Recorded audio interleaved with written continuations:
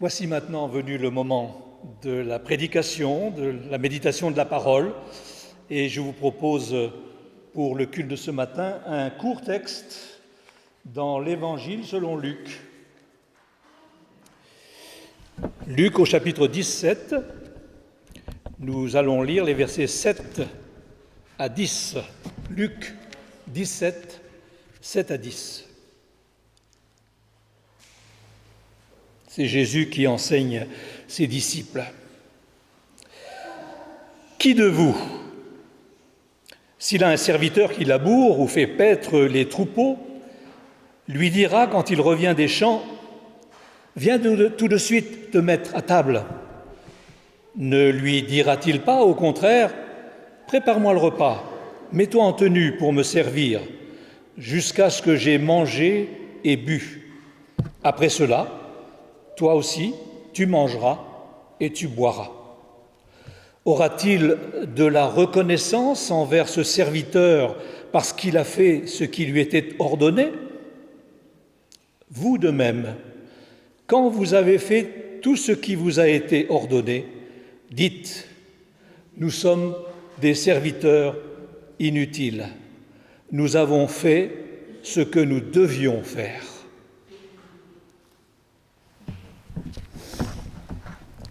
Que Dieu nous conduise dans le partage de sa parole.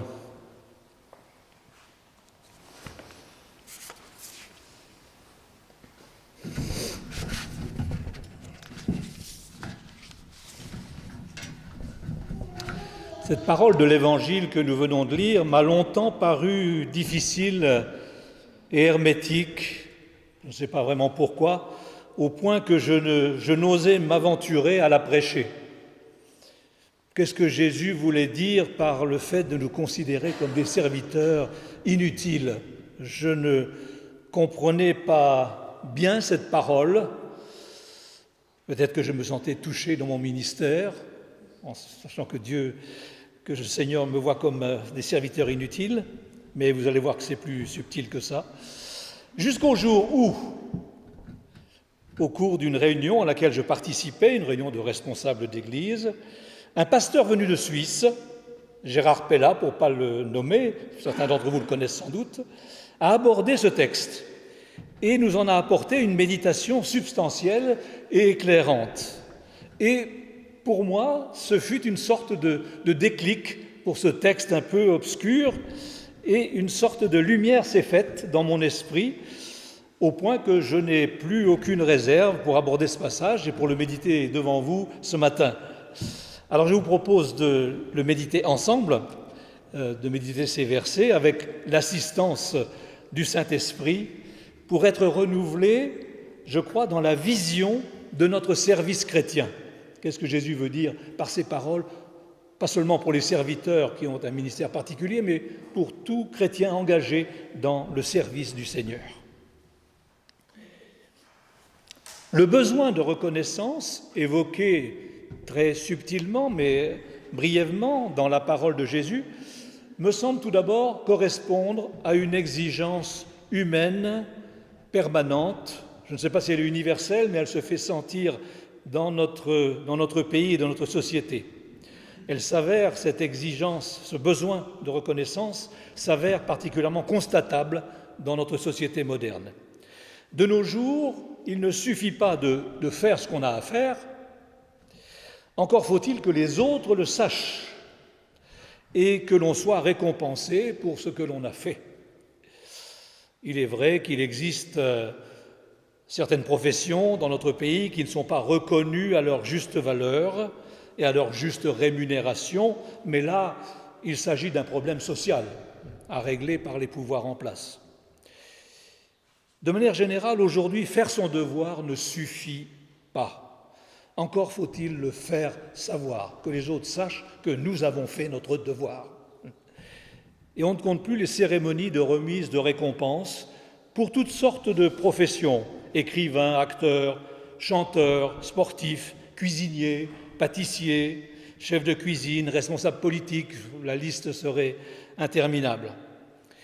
Et je me souviens qu'en 2019, Les pompiers de Paris avaient été reçus en grande pompe, c'est le cas de le dire, à l'Élysée et récompensés pour leur travail admirable lors de l'incendie de Notre-Dame de Paris. Et je m'étais posé la question, en voyant cette réception officielle, avaient-ils fait plus et mieux que leur devoir ? Je ne peux pas me prononcer, je ne suis pas un spécialiste, mais en fait, ils ont été honorés pour leur action qui constitue finalement leur quotidien, à savoir lutter contre l'incendie de la meilleure manière possible, sauf évidemment que cet incendie-là frappait un lieu réputé et hautement symbolique. Et la récompense était aussi en relation avec le soin pris de cet édifice. Le fabricant de Légion d'honneur n'est pas près d'être au chômage. Mais ce ne sont pas toujours les plus méritants qui sont distingués, loin s'en faut. Encore faut-il la plupart du temps bénéficier de l'onction médiatique pour être récompensés. Et pour ma part, pour avoir assisté à pas mal de remises de récompenses, j'ai toujours remarqué que les plus méritants des récipiendaires étaient aussi les plus humbles. Une formule dans leur bouche, et j'ai un souvenir très précis d'une personne qui avait été récompensé pour son action lors de la Deuxième Guerre mondiale. Il avait caché des Juifs. La réflexion qu'il avait faite, c'est « je n'ai fait que mon devoir ». C'était un ecclésiastique et on sentait chez lui vraiment une simplicité. « Je n'ai fait que mon devoir ». Il se sentait presque gêné d'être là. Je n'ai fait que ce que j'avais à faire. Et sous-entendu, ce que tout le monde aurait fait ou aurait dû faire. Les plus belles personnes sont aussi les plus simples, les moins orgueilleuses, parfois les moins récompensées.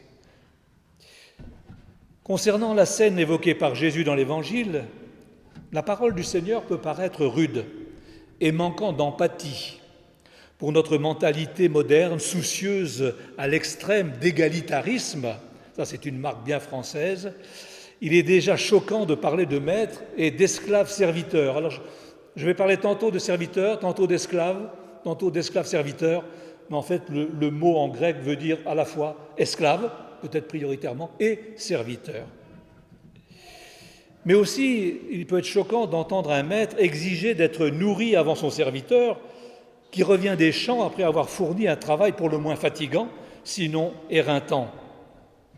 On peut toujours dire que cette parabole s'inscrit dans la culture sociale proche-orientale de l'époque et que la situation décrite est normale pour un esclave à cette époque, avec la leçon qu'elle renferme, à savoir à chacun son rôle, à chacun son rang. Le maître est le maître et le serviteur esclave demeure le serviteur esclave, même quand il a fait tout ce qu'il avait à faire. Il n'y a pas de place pour la notion de reconnaissance ou de faveur particulière pour celui qui ne fait que son devoir. Les serviteurs peuvent se réjouir de leur succès, mais pas en faire un sujet d'orgueil. Pourtant, au-delà de cette leçon en lien avec la culture du temps, il me semble que Jésus veut nous dire quelque chose de plus profond encore et nous transmettre quelque chose en ce qui concerne la grâce. À première vue, ce passage ne concerne pas forcément la grâce. Et pourtant, je crois que Jésus veut nous dire quelque chose à ce sujet, la grâce elle-même. Pour moi, cette parole nous enseigne sur la grâce de Dieu, notre souverain maître. Alors, avant d'aller plus loin et d'expliciter cela, permettez-moi de faire 2 remarques sur le texte. La première, elle concerne l'embarras des traducteurs. Je ne sais pas quelle traduction vous avez dans votre Bible. La parole de Jésus est peut-être tellement choquante qu'ils ont du mal à traduire serviteur inutile. Le mot grec traduit le plus souvent par inutile signifie sans valeur, ce dont on n'a pas besoin. On a traduit aussi, alors, selon les versions, serviteur non indispensable, simple serviteur, serviteur ordinaire, quelconque, ou serviteur sans mérite particulier. On pourrait allonger la liste, mais vous voyez qu'il y a une sorte d'embarras pour traduire le mot original. Par souci de clarté, ce matin, je choisis d'utiliser la traduction classique « serviteur inutile ». Deuxième remarque, qui est plus importante et qui touche le fond de l'enseignement de cette parole. Vous avez remarqué que dans le texte, ce n'est pas le maître qui dit que son serviteur esclave est inutile. Pour lui, objectivement, son serviteur lui a été utile. Il cultive ses champs, il garde ses troupeaux, il a indéniablement une utilité économique certaine pour le maître. Ce que Jésus dit concerne les serviteurs eux-mêmes, leur état d'esprit, leur mentalité, le regard qu'ils sont invités à porter sur eux-mêmes. Il s'agit de la saine disposition intérieure à adopter. Vous voyez la différence? Jésus dit, de serviteurs utiles économiquement que vous pouvez paraître à certains égards, considérez-vous comme étant inutiles. Dans ce sens, il n'y a pas d'humiliation imposée par le maître à son esclave, il n'en est absolument pas question, mais il s'agit de lui indiquer une sorte d'auto-évaluation. Voilà ce que vous devez penser de vous-même. Et c'est là que cette parole nous rejoint. Il nous est indiqué dans ce passage ce que nous devons penser de nous-mêmes dans notre service chrétien. Ce n'est pas la dignité de la personne, du serviteur, qui est en cause, mais c'est son regard à porter sur sa production, sur son travail. Alors venons-en maintenant au fond de la parole de Jésus, qui me paraît, au-delà des apparences, une parole éminemment positive et qui m'a conduit à donner à cette prédication un titre, « La grâce de l'inutilité ». La grâce de l'inutilité. D'abord, cette parole n'est pas décourageante, mais je trouve qu'elle est libératoire, surtout dans notre contexte moderne où tout est évalué d'un point de vue économique et par l'argent que cela rapporte. Rappelons que l'esclave antique n'était pas payé. Aujourd'hui, l'impératif est « il faut être utile ». Il faut être productif, il faut être rentable. Du fait de notre culture ambiante, nous sommes pris, souvent à notre corps défendant, par l'obligation d'être utile. La notion d'efficacité, de rentabilité pèse lourd sur nos épaules. Et par sa parole, Jésus veut nous libérer de cette pression. La relation à Dieu et la vie d'Église, c'est au sens le plus strict le lieu de l'inutilité, de la gratuité, de l'humain et du spirituel, et non pas de l'économique, passant bien avant la productivité. À l'Église, au milieu de mes frères et sœurs en Christ, je puis être ce que je suis. Et si je suis au chômage, ou trop jeune ou trop vieux pour être rentable, inutile socialement, j'ai autant de valeur que celui ou celle qui est PDG ou cadre supérieur avec un haut salaire. Ma dignité ne vient pas de mon utilité économique, mais de ce que je suis créature et enfant de Dieu. Et on peut retrouver cette notion de dignité inconditionnelle dans les débats actuels sur la fin de vie en particulier. Ce qui fait ma dignité, c'est que je suis créé en image de Dieu. Quels que soient les handicaps, les maladies qui me touchent, je suis une créature en image de Dieu. Ma dignité ne dépend pas de mes conditions de santé extérieures, elle dépend de ma qualité de créature. Je suis une créature de Dieu. L'Église est le lieu de l'inutile économiquement. Alors évidemment, il y a une part de vie économique, nous venons de faire la collecte dans l'Église, mais ce n'est pas quelque chose qui est reconnu dans la société comme étant rentable que l'Église, en tout cas nos églises évangéliques. Parce que l'Église, c'est le lieu de l'être et non de l'avoir, le lieu de l'essentiel, du fondamental, c'est-à-dire avant tout de la relation avec Dieu en Jésus-Christ, mon Sauveur. La grâce est inutile parce qu'elle n'appartient pas au registre du rentable, mais elle est la vie même. La grâce, c'est la vie. Elle ne se comptabilise pas, elle ne se met pas en équation, elle ne se met pas en algorithme. Elle est du registre de l'amour. Elle se reçoit et elle se vit par l'Esprit Saint. Elle se partage mais elle ne se monnaie pas. Nous la partageons dans le cadre de la communion fraternelle. Donc c'est une parole libératoire sur ce plan. Deuxièmement, l'inutilité est l'antidote à l'orgueil des serviteurs. L'antidote à l'orgueil des serviteurs. Combien nous sommes prompts à nous prévaloir de ce que nous faisons. Le péché laisse en nous un fond constant d'orgueil qui ne perd jamais l'occasion de se manifester, souvent sous la forme de la tentation. Combien j'ai bien agi, combien j'ai bien parlé, combien j'ai bien donné, combien j'ai bien prêché, combien je suis utile aux autres, voire indispensable. Indécrottable orgueil de tout humain sans exception. Et c'était un peu le défaut des pharisiens. Combien je suis régulier dans mes pratiques religieuses, je me fais voir, je jeûne, je donne la dîme. Cet orgueil-là, il est dans le cœur de tout être humain et dans notre cœur de croyant, il n'est pas complètement disparu. Il est appelé à diminuer de plus en plus, mais il est toujours présent. Et je pensais qu'on devrait toujours avoir, nous chrétiens, à côté de nous, comme c'était le cas à Rome pour les généraux victorieux lors de leur triomphe dans le Colisée ou les grands cirques romains, un esclave qui était là et qui lui rappelait sans cesse « N'oublie pas que tu es mortel. N'oublie pas que tu es mortel. » Nous devrions avoir, nous, quelqu'un qui nous dise constamment, dans nos plus grands succès comme dans nos meilleures réalisations, « Souviens-toi que tu n'es qu'un serviteur inutile. »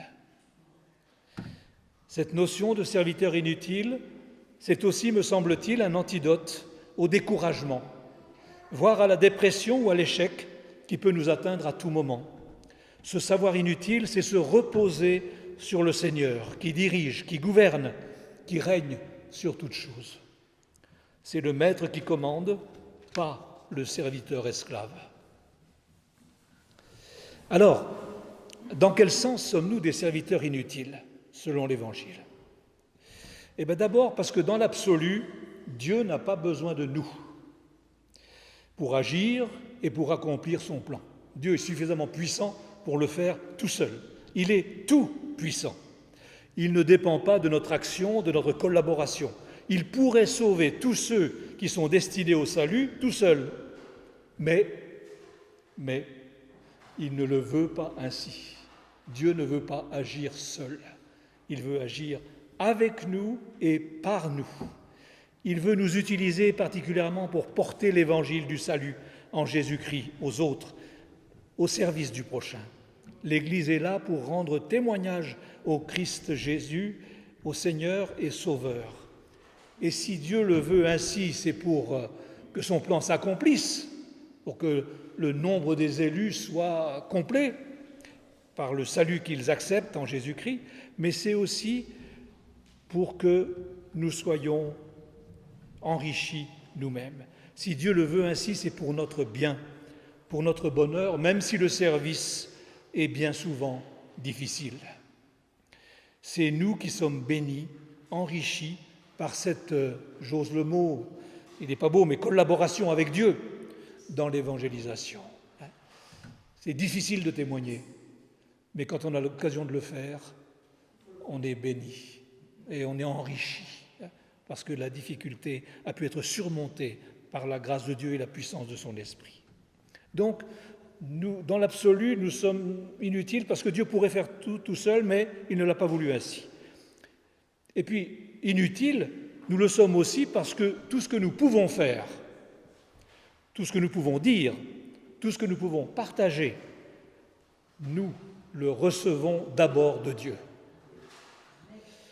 Nous ne pouvons donner que ce que nous avons reçu. L'apôtre Paul, qui a beaucoup donné, exprimait ainsi cette réalité du témoignage chrétien, et en particulier des évangélistes ou des pasteurs. Il s'exprimait ainsi aux chrétiens de Corinthe, et j'aime beaucoup cette parole. « Qu'as-tu que tu n'aies reçu ? Qu'as-tu que tu n'aies reçu ? Et si tu l'as reçu, pourquoi t'en glorifies-tu ? » n'est pas à toi, tu l'as reçu de Dieu. Alors sois reconnaissant, mais ne te glorifie pas toi-même. Oui, tout est grâce. Nous retrouvons cette parole dans 1 Corinthiens 4, verset 7. Donc, pour avancer un peu plus, si nous sommes des serviteurs inutiles, quel est notre privilège ? Le privilège d'être serviteur inutile, ce n'est pas seulement d'être inutile, c'est surtout d'être serviteur et servante. Car le serviteur esclave de notre texte vit dans la compagnie de son maître. Comme les esclaves du temps, il vit dans l'intimité de la maison de son maître. Jésus veut aussi nous dire par cette parole de savoir arrêter nos activités et de venir plus près de lui pour le servir. La joie du serviteur, c'est d'être auprès de son maître, dans sa demeure, dans sa présence, dans son intimité. Servir à sa table, voilà la chance du serviteur esclave. Notre privilège, c'est d'être au service d'un maître bon et généreux, plein d'amour. Et dans la communion de ce maître, Jésus veut nous dire que ce qui compte, ce qui prime, ce n'est pas tant l'efficacité que l'obéissance. L'obéissance, une vertu pas très à la mode aujourd'hui, mais vertu essentielle dans notre relation à Dieu. Dieu nous veut serviteurs et servantes, et notre récompense, c'est le service lui-même. C'est le service même du Dieu vivant et vrai. Et Gérard Pella, dont j'ai parlé, le pasteur de Suisse tout à l'heure, qui commentait ce passage devant nous, a eu une citation qui m'a particulièrement marqué. Voici ce qu'il disait. « Si vous n'êtes pas heureux dans votre service, c'est que vous recherchez autre chose que le service. Si vous n'êtes pas heureux dans le service, c'est que vous recherchez autre chose que le service. » Alors, le service n'est pas toujours facile, il y a des moments de crise, mais si vous ne vous sentez pas à votre place, là où Dieu vous veut dans le service, c'est que vous aspirez à autre chose. Et donc, il nous faut pouvoir connaître cette satisfaction d'être heureux dans le service, même le plus difficile, et les esclaves n'étaient pas toujours bien traités dans l'Antiquité, mais rechercher l'intimité du maître et rechercher le service du maître uniquement. Alors je nous pose la question à tous, qu'est-ce que nous cherchons dans le service, même à l'Église ? Le moyen de nous faire voir, le moyen de nous valoriser, alors nous ne serons pas heureux dans le service. Mais si nous cherchons simplement à obéir par amour au Seigneur, nous serons heureux dans le service. Même le service difficile, nous nous sentirons à notre place dans la main du Seigneur. Et enfin, l'inutilité est en lien avec la légèreté et la joie. Je pense à quelque chose là que je ne trouve pas dans mes notes, mais ne croyez pas que j'assimile l'inutilité à la paresse. Dans le texte biblique, il est bien dit « Quand tu as fait tout ce que tu avais à faire, dis-toi, je suis un serviteur inutile. » Il faut commencer par faire tout ce qu'on a à faire, et après avoir cette conscience intérieure. L'inutilité me semble en lien avec la légèreté et la joie. Se considérer comme serviteur inutile ne nous démobilise pas, bien au contraire, mais nous stimule dans notre obéissance au maître qui nous emploie. Cela nous enlève la pression de l'efficacité. En termes juridiques, nous pourrions dire que nous avons une obligation de moyens et non pas une obligation de résultat. Le résultat dans la vie spirituelle, dans l'évangélisation, il appartient à Dieu. Mais nous avons la responsabilité des moyens, le partage de l'évangile, le partage de la bonne nouvelle. C'est Dieu qui décide du résultat. Cela nous enlève la pression de la rentabilité, de la réussite à tout prix, et donc nous rend légers. Le fardeau est enlevé, et cette légèreté, elle nous rend joyeux. Se considérer comme inutile rend joyeux. Cela nous permet de ne pas nous prendre au sérieux, tout en faisant notre travail sérieusement. C'est cet état d'esprit-là qui peut nous rendre légers et joyeux en faisant notre travail. Alors, il me faut conclure. Peut-on dire que tous les serviteurs de Dieu sont inutiles ? Les serviteurs humains certainement. Mais je réponds non à la question, tous les serviteurs de Dieu ne sont pas inutiles. Non, il y a un serviteur et un seul, et vous me voyez venir, qui est utile et qui mérite la reconnaissance. Ce serviteur, c'est Jésus-Christ, et c'est son titre. Je dirais même que c'est son titre de gloire, serviteur de l'Éternel. Lui qui a accompli ce qui était nécessaire, indispensable pour notre salut, il l'a fait et il a été utile au sens spirituel du mot. Jésus, notre roi serviteur. Si nous sommes appelés à nous considérer comme des serviteurs inutiles, c'est que notre état d'esprit s'appuie, se repose sur l'utilité du Christ. Mon inutilité est liée à l'utilité du Christ. Je suis sûr que Dieu, notre Maître, a de la reconnaissance pour Jésus, le seul serviteur utile qui est aussi son Fils éternel.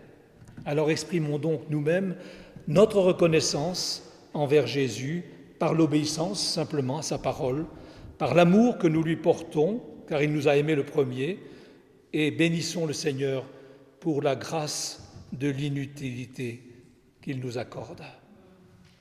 Amen.